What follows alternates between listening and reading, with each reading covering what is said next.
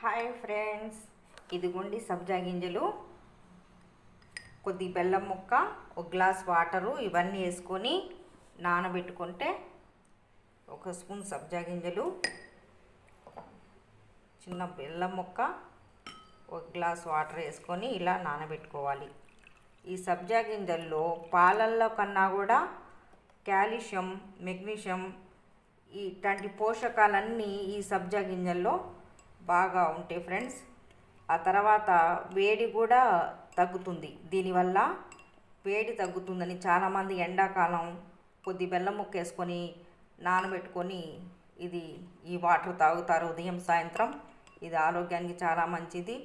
ఎండాకాలం అనే కాదు ఫ్రెండ్స్, ఏ కాలం అయినా కూడా సబ్జా గింజల వాటర్ తాగొచ్చు. చాలా మంచిది ఆరోగ్యానికి ఫ్రెండ్స్.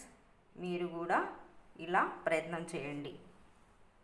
ఇదిగోండి ఫ్రెండ్స్, వాటర్లో వేయగానే ఇలా ఉబ్బి జిగురుగా ఉంటాయి, తెల్లగను.